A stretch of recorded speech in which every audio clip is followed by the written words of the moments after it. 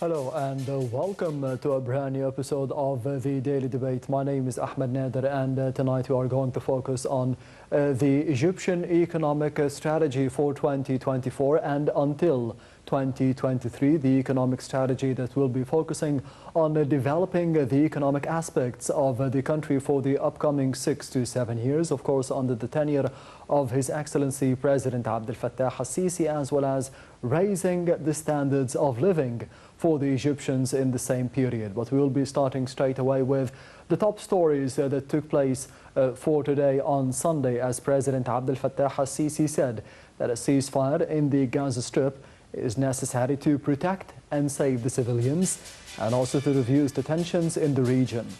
The president was speaking as he received the visiting Chinese Foreign Minister Wang Yi on Sunday.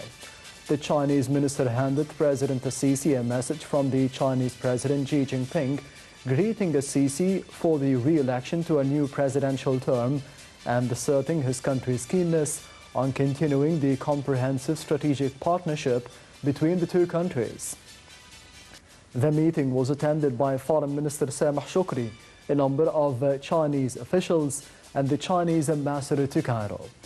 Presidential spokesman, Councillor Ahmed Fahmy, said that the Chinese foreign minister hailed the Egyptian role in achieving security, stability and development in the Middle East.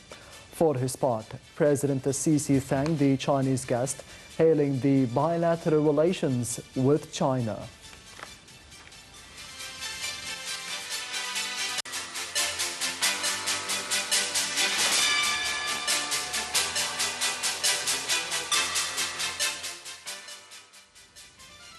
And still within the same context, as the Egyptian and the Chinese foreign ministers on Sunday called for a ceasefire in the Gaza Strip after 100 days of the Israeli war that have killed and wounded tens of thousands of Palestinians. A joint statement from the Foreign Minister Sameh Shukri and the Chinese counterpart Wang Yi following the meeting in Cairo urged an immediate end to all the acts of violence, killing and targeting of civilians and civilian establishments. In a joint press conference, Shukri said that Egypt is following up on the lawsuit against Israel at the International Court of Justice and fully supports all the efforts that aim to bring an end to the Israeli devastating military escalation in the Palestinian enclave. For his part, the top Chinese diplomat said that the international community must work seriously to reach a ceasefire and protect the Palestinian people. He also said that it is necessary to insist on the establishment of an independent, fully sovereign state of Palestine on the 1967 borders, with East Jerusalem as its capital. The two ministers agreed on continuing communications over the regional and the international issues.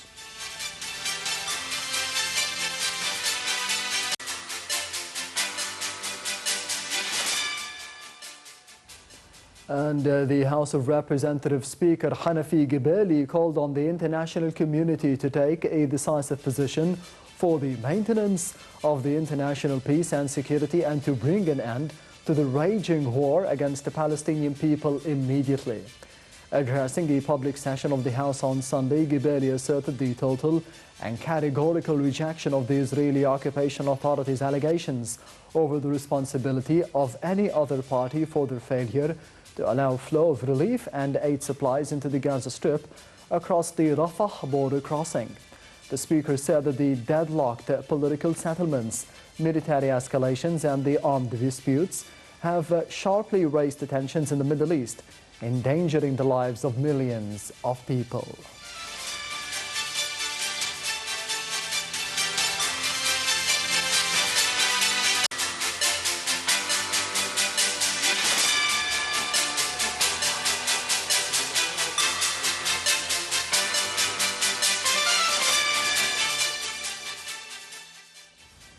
Those were the main top stories for today, and we will be focusing on the presidential activities of His Excellency President Abdel Fattah al-Sisi over the past week in the upcoming report. Stay tuned.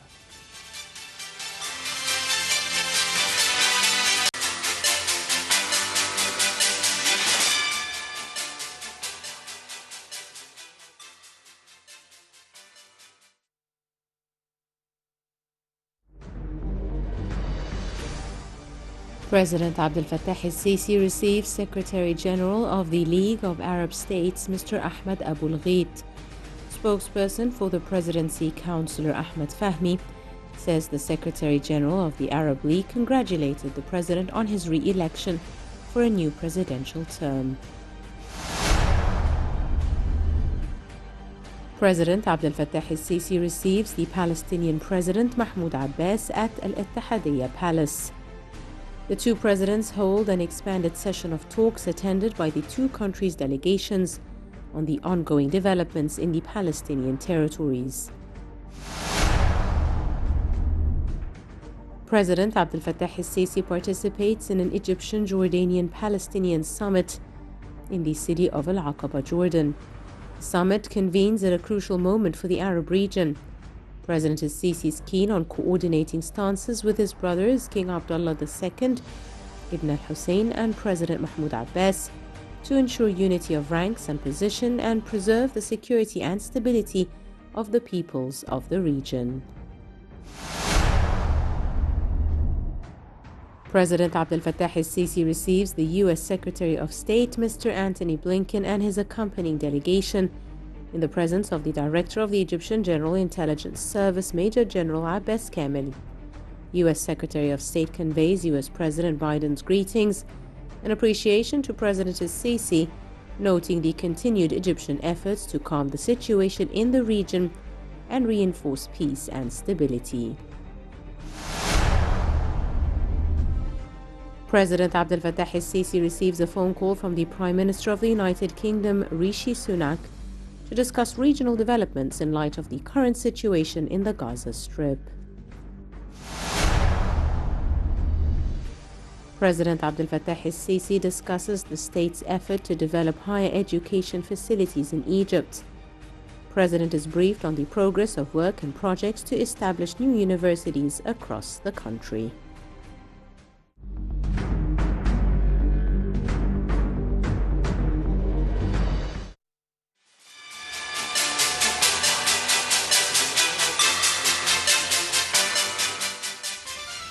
Welcome back. You're still watching the daily debate. As we did see over the past report, the main activities concluded by His Excellency President Abdel Fattah el-Sisi in the past week. But we'll be taking a quick look on the conditions of the Egyptian economy for the upcoming 6 years under the tenure of President el-Sisi from 2024 till 2030, according to an economic blueprint released by Egypt recently. In the upcoming report, we have details.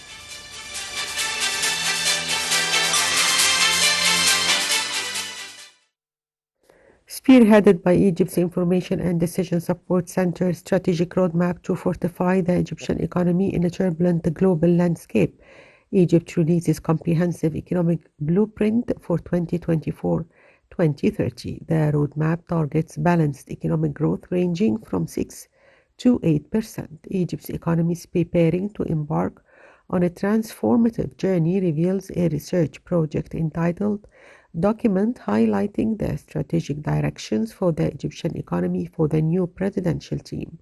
This comprehensive blueprint aims to position the country's economy as a robust and resilient force. Moreover, it addresses both general economic trends and sector-specific strategies. Prime Minister Mustafa Madbouli emphasized the need for a forward-looking approach, considering global conditions and sustainable development trends. In a statement, he underlined the importance of leveraging national expertise and involving specialists in crafting public policies. With the new strategy, Egypt aims to navigate challenges facing its economy that stem from conflicts, wars, and the aftermath of the pandemic. The document's core objectives includes the policy's aim to foster an economic renaissance by supporting local production capacities and enhancing the resilience of Egypt's economy in the face of crises. The roadmap targets strong, inclusive, sustainable, and balanced economic growth ranging from 6 to 8%. Moreover, it focuses on improving the quality of economic growth through increasing exports and investments. Also, it targets a supportive economic growth rate to provide 7 to 8 million job opportunities during that period. The document adopts a strategy of predictable and supportive economic policies to ensure overall stability. This includes targeting price stability, maintaining fiscal discipline, ensuring sustainable public debt levels, and implementing a program to bolster foreign exchange reserves. Furthermore, the document celebrates achievements in the social sectors, particularly in education and health. It emphasizes improving living standards to ensure a fulfilling life for the citizens, aligning with the aspirations of the Egyptian people. Finally, the blueprint positions Egypt as a key player in the global economy by optimizing the economic role of the Suez Canal. It aims to enhance Egypt's involvement in transit trade and forge strategic international partnerships. It also highlights youth involvement as a fundamental pillar for progress on multiple fronts.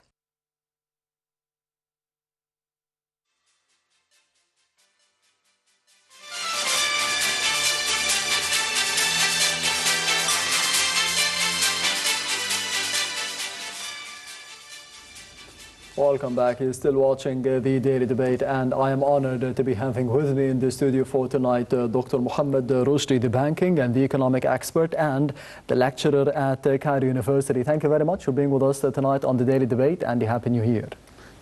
Thank you, and I would like to say good evening to you and our audience, and Happy New Year. Anytime. First of all, of course, we are starting a new year in 2024. What are the main sectors, in your opinion, that would be driving the Egyptian economy for the upcoming year at least? In my humble opinion, I would like to refer back to our GDP structure, yes. The global GDP structure, which consists of three main items, which is the agriculture part, the industrial part, and the service part. And returning back to your question, actually, which one will lead? I believe that the most or the highest added value, which is the service part. For that reason, a lot of developed countries are focusing on this part to increase their GDP growth in a booming way. And we are not, to be honest with you, we are not inventing the wheel. We are trying to get the best practice globally, and we are trying to focus on the highest added value part, which is mainly the service part. I would like to highlight the service part that include the technology part, as you know, and our audience. Yes. Accordingly, we will focus on the main driver, to return back to your point, the main driver in the coming years, which will be the service part, which is mainly the electronic part and technology part. And as you know, and our audience nowadays, we are finding a lot of generations, especially the millennium, they are technology savvy. Accordingly, the service part will be the turning point and aligned with the global strategy for digitalization, as you know, and our audience. Yes, speaking more specifically on the services part and the technology, as we have seen a lot of investments made in the past 9 or 10 years under the tenure of President Sisi in this field in specific, technology and information technology and artificial intelligence as well. How would you see the importance of investing in this field over the past 9 or 10 years, and how can we be reaping the fruits of those investments in the upcoming year up to 6 as well?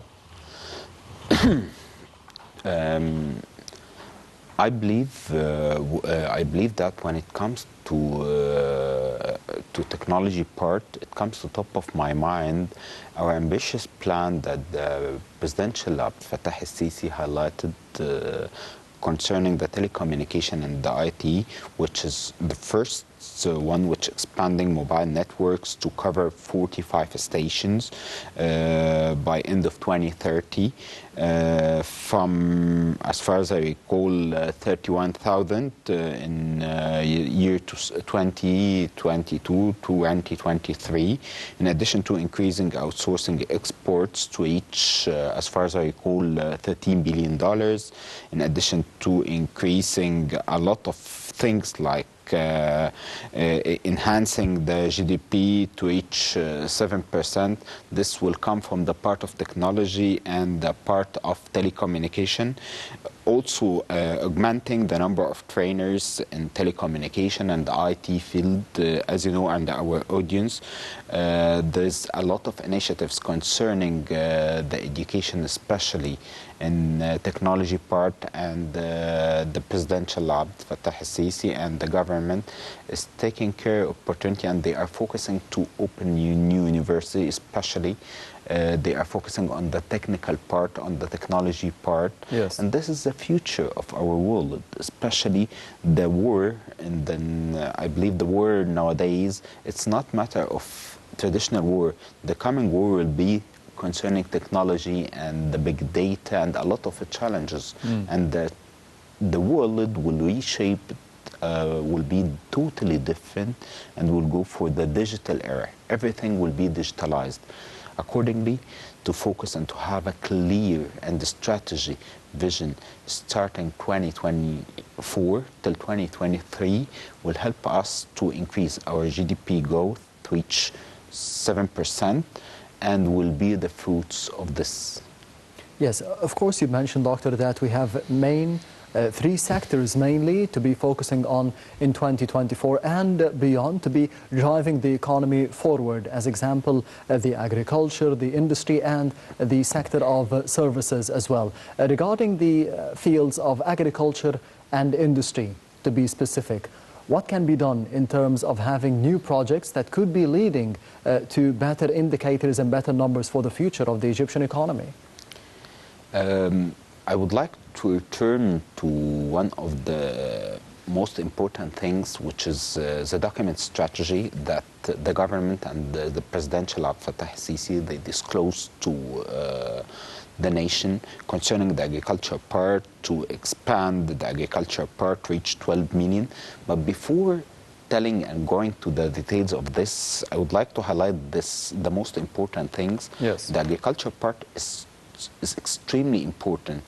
As you know, and our audience, in a simple way, we have like Maslow pyramid hierarchy of needs. If you would like to achieve, to go to the top of the pyramid, what you shall do? You have to start from the bottom, which is the first step to satisfy the primary needs, which include food, clothes, and then after that going to safety, and then after that the belonging, until reach to self-actualization. If we don't have a solid agriculture plan or blueprint for that, we will not reach to our ambitious plan concerning the GDP growth, to reach 6 to 7% GDP growth, or doing anything. Accordingly, the government and the presidential Abd Fattah al-Sisi is focusing on this part especially. We have an ambitious plan concerning the agriculture part, as this is, in my humble opinion, considered a security part and the crucial. If you don't own your food, you will not own your decision. For agriculture. For agriculture part. And we have, I would like to just take you and our audience through our ambitious plan concerning the agriculture part.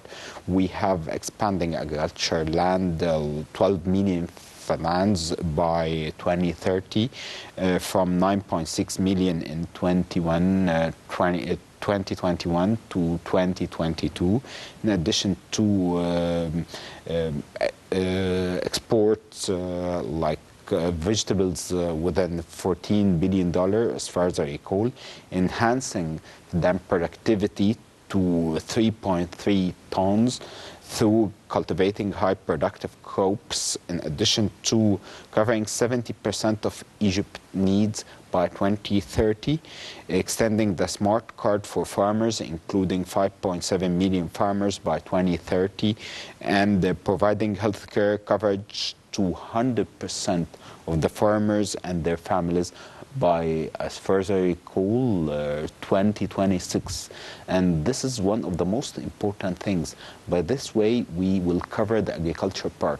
And to go to the second part of your question concerning the industrial part, yes. Also we have a great ambitious plan to have like integrated GDP growth, actually, the industrial part, we have ambitious plan concerning elevating the contribution of manufacturing industries to 20% of GDP, to reach 2.7 trillion by 2030, in addition to accelerating the annual growth of the industrial exports to 20%, increasing industrial complex from 17 into 2023 to 32 in 2030, boosting local components. And this is one of the most important things to reach 60 to 80%. Yes. By the way, this is one of the most important things. Nowadays, if we have competitive products and we fulfill the local needs, we will doing a great things and we will save a lot of foreign currency. And by the way, this will help to create more jobs for our children and our brothers and sisters, and this is what they are calling, we will be the fruits of this coming soon. In addition to national auto manufacturing strategy to generate $4 billion annually by producing up to 500,000 cars per year. In addition to augmenting electronics exports by at least 20%. This is the service part. This is overlapping between the industrial part and the service part. You can see it easily. And this will be one of the most important things, in addition to enhancing the one of the most important and the strategic, in my humble opinion, things, the pharmaceutical exports to reach $5 billion by 2030, increasing actually annual Egyptian merchandise exports to Africa, our strategic partners, let me call it, to reach 20 billion by 2030. Those things, and this is an ambitious plan in terms of covering the three main sectors of the GDP, which is the agriculture part and the industrial part and the service parts. If we are doing it in a perfect way, with collaboration of the private sector and public sector. And nowadays you can find easily there's a great harmony for the first time between private and public sector to achieve our dream and achieve our vision concerning 2030 vision for Egypt. And this will integrate together to have a solid economy and a great GDP growth will be competitive. Yes, Doctor, what is the importance of the role of the private sector for the upcoming 6 years at least in terms of the economic development and, as you mentioned, the synergy between the agricultural, industrial and the services sector, as we have seen over the past 9 to 10 years under the tenure of President Al-Sisi, that we have had a lot of investments, that we have had a lot of investments in infrastructure in those fields, and even building new cities, new communities, building new bridges and all that we have seen over the past 10 years. But for the future, do you think that this will be helping the role of the private sector in terms of pushing the economy forwards? I believe that one of the most important things that you have to let the private sector to enter the market and help the public sector to integrate together to achieve this one of the most important things, our ambitious plan concerning decreasing the imports and decreasing the balance of payment deficit actually by introducing local competitive products. And I would like to underline local competitive products. Yes. This will replace a lot of products. And we have nowadays, you can see easily that the government is doing an amazing role, and the presidential Abdel Fattah al-Sisi has ambitious plan concerning two of the most important things that I believe those are the main pillars to build a country: the educational part and the health part. And you can see that we have ambitious plan to triple as far as I recall our educational budget and R&D, research and development budget. This will help to have skilled laborers and provide them, which in addition to the pragmatic part that they are taking at the university, the dogmatic part, they will get the pragmatic part, the practice. And when you have both of two things, you can face a lot of challenges easily, and you will have a competitive labor. In addition to focus on the health part, you can easily have a solid economy. It will rock the sky. What about the measures that were taken and are still being conducted by the government, the current cabinet, under the chairmanship of Prime Minister Dr. Mustafa Madbouli, to be increasing the percentage of entrepreneurship and giving the opportunities for more youth, for more young men and young women to be going into the market, having more ideas, bigger ideas, better ideas, to be pushing the economy forwards and for their sake as well? Actually, you are hitting nerve. Empowering youth and women, those are one of the strategic things nowadays that the government, in collaboration with the private sector, are focusing on, especially the youth part. You can see that the government and the presidential of Sisi has a great vision concerning increasing the youth contribution in all sectors, in addition to a lot of initiatives concerning entrepreneurship and SMEs. SMEs, in my humble opinion, one of the most crucial things. SMEs, which is small and medium enterprises, to elaborate to our audience actually, why they are focusing on SMEs. As I told you previously and our audience, we are not inventing the wheel, we are getting the best practice. And this is one of the brilliant things. If you are getting the best practice, you will go fastly, actually, to reach your goal easily. SMEs, to simplify to our audience, you can find easily a lot of countries doing this and focusing the economy, to build the economy on them. Why? Because, for example, if you have two large companies that they are mainly the country economy, if one of them defaulted, what will happen? You will lose part of 50% of your economy. Yes. But if you have a lot of companies, if one is defaulted, another one will enter the market and another one will default. This is what they are calling it, like for investors, the ABC investment, you have to diversify your portfolio. Metaphorically, if you are saying that the government or the country as an investor, we have to diversify our source of income to mitigate any risk in any industry. In addition to this, will help us to create more jobs for our children and our brothers and sisters nowadays. And this will be one of the most important things. And you can see easily that the Central Bank of Egypt is doing did actually amazing initiative concerning concerning providing grant loans for small and medium enterprises with lower interest rate, and Ministry of Finance continued in it actually. Yes, Doctor, allow me to be going to the other report of the daily debate for tonight. As I mentioned at the beginning, that tonight we will be focusing on the release of the Egyptian agenda, or the Egyptian strategy for 2024 and until 2030 for the economic development here in the country, and of course to be raising the standards of living for the citizens. And those strategies were released and announced by the Ministry of Planning and Economic Development. We have more details in the upcoming reports. Stay tuned.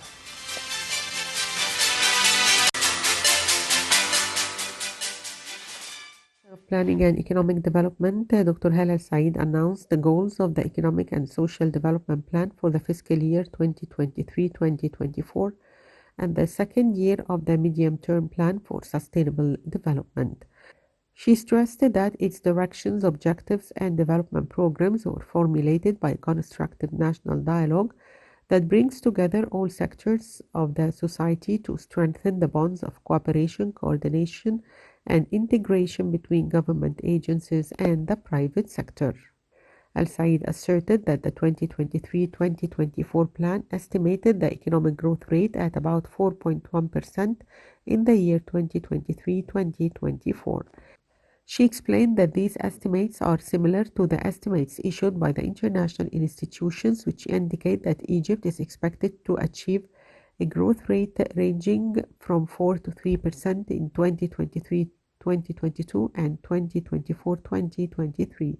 Al-Said added that it is estimated that the gross domestic product in the year of the plan would reach about 11.84 trillion Egyptian pounds compared to 9.8 trillion Egyptian pounds, the value of the expected output for the previous year, 2022-2023, to achieve the desired rate of economic growth.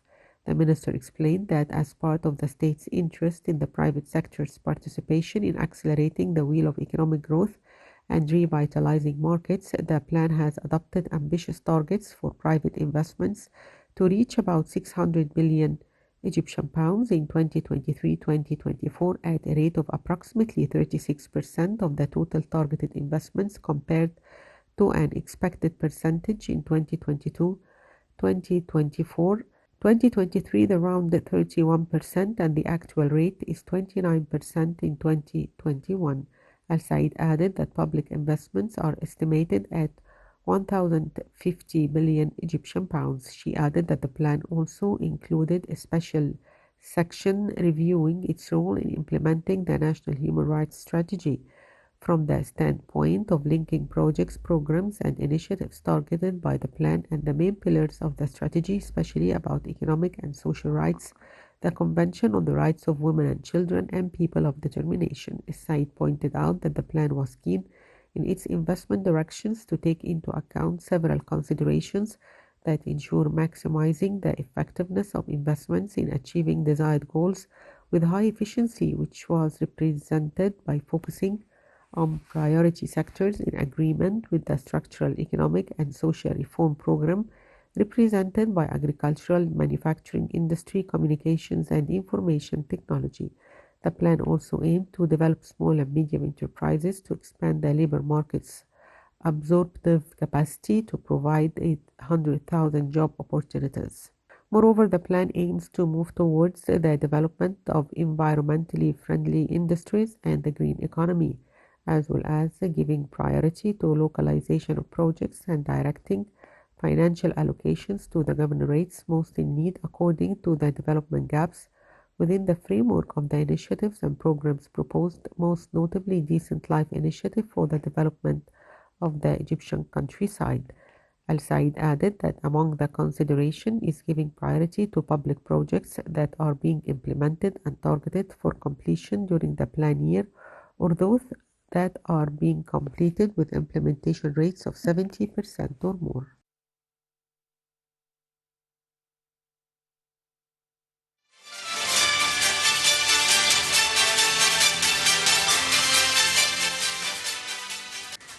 Welcome back. You're still watching the Daily Debate, and I'm honored to be still having with me over the program for tonight in the studio Dr. Mohamed Roshdy, the banking and the economic expert and the lecturer at Cairo University. Doctor, as we have seen over the past report, the statements made by the Minister of the Planning and the Economic Development, Dr. Al-Said, are reflecting what you have said in the first part of the episode regarding the economic indicators, the positive indicators for at least the upcoming year, 2023-2024, the fiscal year 2023-2024. So how do you see the statements made public for the entire world, for the Egyptian citizens, for the potential investors coming, hopefully, in Egypt for the upcoming year? In my humble opinion, we are giving a lot of messages through one statement. One of the most important things that we have a clear vision and a strategy. We are working on a lot of sectors and a lot of initiatives. One of them to bring FDI, foreign direct investments, yes, by enhancing a lot of things, by enhancing our infrastructure, in addition to the mega projects that will support this thing. I believe that we are giving a lot of training for our nation, especially for youth segment. I believe that those are the most important things it will help us to improve the quality of life for Yes. our nation. Yes. This is one of the most strategic things that any country and any government is aiming to. We are doing a lot of initiatives, and any country is doing a lot of initiative for one goal: to improve the quality of life for their citizen. And this is our clear strategy to improve the quality of life. And I believe we have an ambitious plan concerning this. One of the most important things that in terms of improving the quality of life for Egyptian, which is increasing pre-university education spending to EGP, as far as I recall, 1.8 trillion in 2024 to 2030, from EGP 861 billion, as far as I recall, adding 1,500 classes, in addition to connecting 100% of schools to internet, in addition to improving support for disabled individuals. And this is one of the most important things, I believe, which one of the crucial to let them productive. This is what they are calling it, humanity. And this will help us to have great GDP growth. Everyone in our country will share this success story, in addition to aiming to rank 20th in educational system quality index by 2030, supporting actually universities education with at least 2% of GDP, allocating minimum of 5% of GDP for public health spending, innovating, establishing like 3,100 health facility by 2030, innovating, actually increasing local pharmaceutical. This is one of the most important things that I take you and our audience previously in the first part of our episode today, to increase our pharmaceutical production to cover about, as far as I call, 95% from our local consumption. This is a crucial thing, I believe.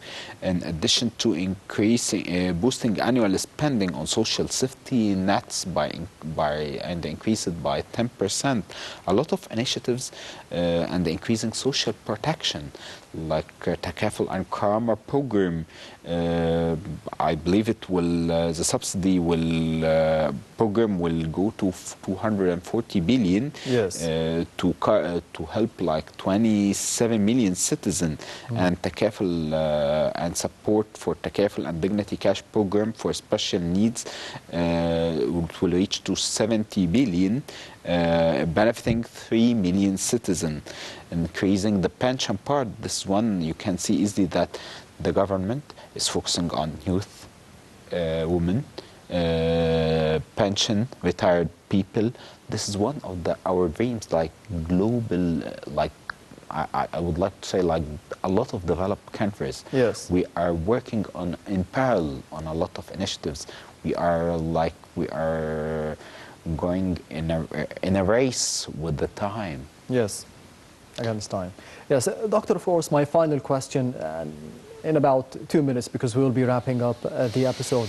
You've mentioned the quality of living for the Egyptians, raising the standards of living for the Egyptians, and more specifically between 1 year and up till 6 years under the tenure or the new tenure of His Excellency President Abdel Fattah al-Sisi. But when the people can really feel the difference between what has happened in the past and going into the future in the new republic? Nowadays, you can see easily, I believe there's a concept which called agile. What's agile? It's like, to simplify to our audience, like when you are having a big dream or big project, for example, you will not reach final destination quickly, directly. Step by step. Like they are calling, thank you, they are calling it baby steps. We are being the fruit of the first step, and you can be the fruit of this step, what they are calling it the first step or the initiative, and then after that, when we are doing the infrastructure and we are improving the facilities to people and everyone, this will help us to bring FDI. This is after that will help us to decrease the unemployment rate, and you can see easily that unemployment rate, it was like 13.5 in 2013. Nowadays it's 7.5%, 7.6%. The unemployment, yes. The unemployment rate, and we have an ambitious plan to decrease it, and a lot of things.